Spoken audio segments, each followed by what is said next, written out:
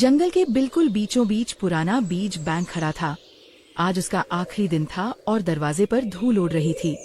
माहौल में अजीब सा भारी सन्नाटा पसरा हुआ था। आज हमें सारे पुराने लॉकर हमेशा के लिए बंद करने हैं। राजा शेर का सख्त आदेश सुबह ही आ गया था। कहा गया है कि अब 20 बैंक की जरूरत नहीं रही, लेकिन मुझे ये फैसला अचानक और जल्दबाजी लगता है। दिल बार बार कह रहा है कि कुछ गड़बड़ जरूर है। शायद राजा को लगा होगा कि सबके पास काफी भंडार है।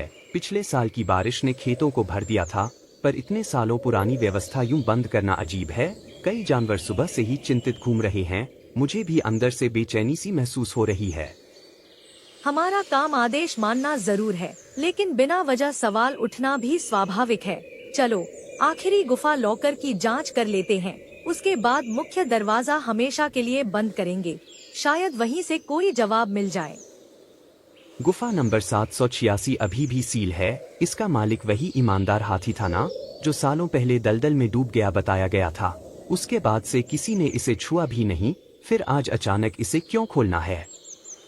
रिकॉर्ड में तो वही हादसा लिखा हुआ है, लेकिन हर पूर्णिमा को यहाँ ताजे बीज रखे मिलते हैं। कोई न कोई चुपके से यहाँ आता जरूर है। ये बात मैंने कई बार खुद देखी है। आज इस रहस्य का अंत करना होगा। अगर कोई छुप कर रख रहा है तो वजह क्या है? कहीं ये किसी गुप्त संदेश का संकेत तो नहीं, या फिर कोई पुरानी साजिश दोबारा शुरू हो रही है? मुझे इस जगह पर अजीब सा डर लग रहा है। हमें पूरी सावधानी से आगे बढ़ना चाहिए। डर से सच कभी सामने नहीं आता। अब मैं इसे खोलने जा रही हूँ। जो भी अंदर छुपा है आज उजागर होगा। तुम सतर्क रहना और साथ में चलते समय अपना ध्यान रखना। अब पीछे हटने का कोई रास्ता नहीं बचा। रुको, उस गुफा को अभी मत खोलो। ये मेरे ताऊ का निजी लॉकर है और वो जिस तरह बताए गए हैं वैसे नहीं मरे थे। उनकी मौत एक साधारण हादसा नहीं थी। आज मैं सच सबके सामने रखूंगी। गुफा के बाहर अचानक माहौल बदल गया। बकरी मीरा की आवाज में अजीब आत्मविश्वास था। लोमड़ी और बंदर एक दूसरे को देखने लगे। तुम अचानक यहाँ कैसे पहुँची मीरा? ये गुफा सालों से बंद है और राजकीय रिकॉर्ड में सुरक्षित है। तुम्हें इसके बारे में इतनी सटीक जानकारी कैसे है? ये जगह आम जानवरों को पता भी नहीं होती। साफ साफ बताओ, तुम क्या जानती हो? मैं यहाँ यूं ही नहीं आई हूँ आर्या। ये गुफा मेरे ताऊ की आखिरी जिम्मेदारी थी। जिसे तुम हादसा कहती हो वो सच्चाई नहीं है। उन्होंने मरने से पहले मुझे एक संकेत दिया था और वही संकेत मुझे आज यहाँ लाया है। लेकिन रिकॉर्ड में तो साफ लिखा है कि वो दलदल में फंसे थे। पूरा जंगल उस दिन गवाह बना था। राजा ने खुद शोक सभा रखवाई थी। फिर इतने साल बाद अचानक ये नया सच क्यों? क्या तुम्हारे पास कोई ठोस सबूत है? हाँ, मेरे पास सबूत है, लेकिन वो अंदर छुपा है। ताऊ ने कहा था कि सच पत्थरों में सोएगा। उन्होंने मुझसे वादा लिया था कि सही समय पर लौटूं। आज वही सही समय है, क्योंकि बैंक बंद हो रहा है। अगर आज नहीं खोला तो सच हमेशा दब जाएगा। तुम्हारी बातों में डर कम और भरोसा ज्यादा है, लेकिन मुझे नियम भी निभाने हैं। अगर ये राजकीय मामला निकला तो समस्या बढ़ेगी। फिर भी मुझे ये रहस्य साफ करना जरूरी लगता है। मैं तुम्हें एक मौका देने को तैयार हूँ। आर्या, सोच लो, ये फैसला भारी पड़ सकता है। अगर ऊपर तक बात पहुंच गई तो मुश्किल होगी। भेड़िया मंत्री पहले से ही बैंक बंद करवाने में लगा था। कहीं उसे इस गुफा की सच्चाई पता हो तो? मुझे उसकी नीयत कभी साफ नहीं लगी। ठीक है, हम ये गुफा खोलेंगे, लेकिन जो भी सच निकलेगा उसे छुपाया नहीं जाएगा। मीरा, अगर तुम्हारी बात सही निकली तो बड़ा तूफान आएगा, और अगर गलत हुई तो तुम्हें जवाब देना होगा। अब सब तैयार रहो, सच सामने आने वाला है। मुझे किसी सजा का डर नहीं है। मैं बस अपने ताऊ का नाम साफ करना चाहती हूँ। उन्होंने जंगल के पानी की रक्षा की थी और उसी वजह से उन्हें रास्ते से हटाया गया। आज उनकी चुप्पी खत्म होगी। गुफा का अंदरूनी हिस्सा उम्मीद से ज्यादा गहरा था। दीवारों पर पुराने खुरचाव और निशान बने हुए थे। बीच में पत्थरों का एक ढेर अजीब ढंग से सजा था। यहाँ जमीन फिसलन भरी है। दीवारों पर ये जो निशान है, ये सामान्य नहीं लगते। किसी ने जानबूझकर इन्हें उकेरा है। ये सिर्फ गुफा नहीं, एक छुपा संदेश लगता है। मीरा, क्या तुम्हारे ताऊ ने इनका जिक्र किया था? हाँ, उन्होंने कहा था पत्थर बोलेंगे। उन्होंने मुझे 3 निशानों के बारे में बताया था। पहला पानी की लहर जैसा होगा, दूसरा टूटा हुआ दांत जैसा दिखेगा और तीसरा सिंहासन की आकृति में होगा। देखो, यहाँ पत्थर पर लहर जैसा निशान है, उसके ठीक बगल टूटा दांत भी बना है। मतलब तुम्हारी बात सच हो सकती है, लेकिन ये सिंहासन वाला निशान कहाँ है? शायद वो किसी खास जगह छुपा हो। यही है वो जगह, मुझे यकीन था। ताऊ कहते थे सच हमेशा नीचे दबा रहता है। ये धातु का टुकड़ा, इस पर कुछ खुदा हुआ दिखाई दे रहा है। आर्या, इसे ध्यान से उठाओ। ये कोई साधारण टुकड़ा नहीं है, इस पर जंगल परिषद की मुहर बनी हुई है और यहाँ सिंहासन जैसा निशान भी खुदा है। मतलब किसी बड़े पद वाले ने इसे छुपाया है। ये मामला अब बहुत गंभीर हो चुका है। अगर परिषद की मुहर है तो बात ऊपर तक जाती है। ये सीधे राजा के दरबार से जुड़ा मामला हो सकता है, या फिर मंत्री स्तर का कोई राज छुपा है। मुझे भेड़िया मंत्री की याद आ रही है, वो हमेशा पानी के स्रोत की बात करता था। अब हमें बहुत संभल कर कदम उठाना होगा। ये सिर्फ एक हादसे की कहानी नहीं रही, ये पूरे जंगल की सत्ता से जुड़ा सच है। अगर ये बाहर गया तो तूफान आ जाएगा, लेकिन सच दबाकर रखना भी गलत होगा। मैंने बचपन से ताऊ को ईमानदार देखा है। उन्होंने कभी किसी का हक नहीं छीना। अगर उन्होंने ये छुपाया तो मजबूरी रही होगी। मुझे पूरा विश्वास है दोषी कोई और है, और आज हम उसके करीब पहुंच चुके हैं। गुफा से बाहर निकलते ही हवा का रुख बदल गया। जंगल का रास्ता असामान्य रूप से सुनसान था। तीनों को महसूस हुआ कि कोई उनका पीछा कर रहा है। हम सीधे बीज बैंक वापस नहीं जाएंगे। पहले इस मुहर की सच्चाई समझनी होगी। अगर ये सच में परिषद से जुड़ी है तो मामला गंभीर है। मीरा, क्या तुम्हारे ताऊ ने किसी का नाम लिया था? कोई ऐसा जिसे वो भरोसे लायक नहीं मानते थे? उन्होंने खुलकर नाम नहीं लिया था, बस इतना कहा था कि सिंहासन के पास खतरा है और पानी का स्रोत असली वजह है। उन्होंने कहा था कुछ जानवर लालच में अंधे हो चुके हैं। मुझे हमेशा मंत्री पर शक रहा है। भेड़िया मंत्री पिछले साल से पानी की निगरानी चाहता था। वो कहता था कि सब कुछ उसके नियंत्रण में होना चाहिए, लेकिन हाथी जी इसका विरोध करते थे। दरबार में दोनों के बीच बहस भी हुई थी। उसके बाद ही वो कथित हादसा हुआ। कौन है वहाँ? सामने आओ। छिपकर सुनना कायरता है।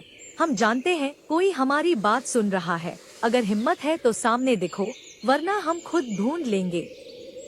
मुझे लगता है वो दरबार का जासूस था। मंत्री हमेशा ऐसे साए साथ रखता है। वो सीधे हमला नहीं करता, पहले डर फैलाता है फिर वार करता है। ये खेल अब खुलकर शुरू हो चुका है। अब हमें दो काम साथ करने होंगे। एक, सबूत सुरक्षित रखना। 2, दरबार तक सच्चाई पहुंचाने का रास्ता ढूंढना। लेकिन बिना तैयारी सीधे मंत्री से टकराना खतरनाक होगा। हमें पहले और मजबूत प्रमाण चाहिए। मैं डर कर पीछे नहीं हटूंगी। ताऊ ने मुझे सच के लिए लड़ना सिखाया था। अगर मंत्री दोषी है तो उसे सामने आना होगा। ये सिर्फ मेरे पिता की लड़ाई नहीं है, ये पूरे जंगल के पानी की लड़ाई है। बहुत देर से तुम लोग खेल खेल रहे हो। कुछ राज दफन ही अच्छे लगते हैं। पुरानी बातें कुरेदने से जंगल में आग लगती है। बीज बैंक का बंद होना यूं ही नहीं था। तुम्हें चेतावनी देने खुद आया हूँ। तो तुम सच में हमारा पीछा कर रहे थे? अगर सब कुछ साफ है तो डर किस बात का है? राज छुपाने की जरूरत क्यों पड़ रही है? हम सिर्फ सच्चाई जानना चाहते हैं, और सच से बड़ा कोई पद नहीं होता। सच वही होता है जो दरबार तय करे। हाथी की मौत एक हादसा थी और रहेगी। जो इस कहानी को बदलने की कोशिश करेगा वो पछताएगा। जंगल की शांति बनाए रखना मेरी जिम्मेदारी है, और मैं किसी को इसे बिगाड़ने नहीं दूंगा। शांति सच दबाकर नहीं मिलती मंत्री जी। मेरे ताऊ ने पानी के हक की बात की थी, और उसी दिन से वो आपके खिलाफ खड़े थे। अगर हादसा था तो जांच से डर क्यों? आज नहीं तो कल सच सामने आएगा।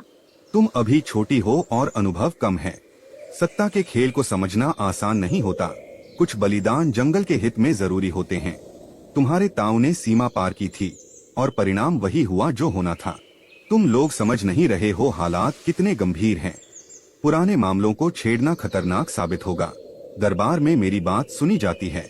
मेरे खिलाफ जाना आसान नहीं है। अभी भी समय है, पीछे हट जाओ। धमकियों से सच नहीं बदलता मंत्री जी।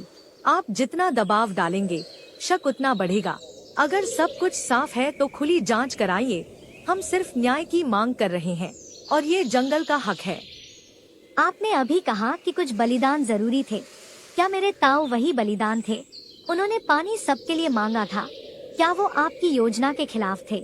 सच बोलिए, वरना देर हो जाएगी। बस बहुत हो गया, अब मैं चुप नहीं रहूंगा। मैं उस दिन दलदल के पास मौजूद था। मैंने देखा था हाथी को धक्का दिया गया था। वो फिसले नहीं थे, उन्हें गिराया गया था, और वहां मंत्री के सिपाही भी थे।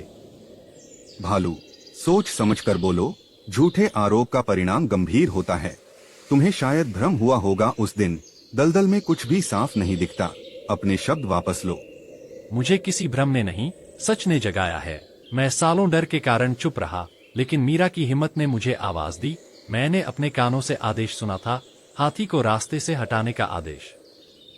अब बात सिर्फ शक की नहीं रही, हमारे पास मुहर है और गवाह भी। ये मामला सीधे दरबार में जाएगा। वहाँ खुली पंचायत होगी और सबके सामने फैसला होगा। तुम लोग आग से खेल रहे हो। दरबार के फैसले पर सवाल उठाना अपराध है। हाथी की मौत को हादसा घोषित किया जा चुका है। पुरानी फाइलें फिर से नहीं खुलती। यही आखिरी चेतावनी समझो। कानून डराने के लिए नहीं होता मंत्री जी। अगर फैसला गलत आधार पर हुआ हो तो बदल सकता है। हमारे पास परिषद की मुहर वाला टुकड़ा है जो साबित करता है कि कुछ छुपाया गया। आप जितना रोकेंगे हम उतना आगे बढ़ेंगे। कल सुबह हम खुली पंचायत बुलाएंगे। गुफा का सबूत और आपकी बात दोनों रखेंगे। भालू भी गवाही देगा। अगर आप निर्दोष हैं तो साफ साबित हो जाएगा। अब फैसला जनता के सामने होगा।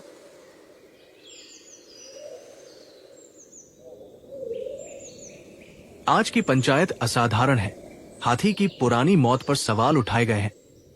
मैं चाहता हूं सब खुले शब्दों में बात रखें। यहाँ डर की कोई जगह नहीं होगी। सच जो भी होगा स्वीकार किया जाएगा। महाराज, हमारे पास परिषद की मुहर वाला प्रमाण है। ये गुफा 786 से मिला है जो हाथी का था।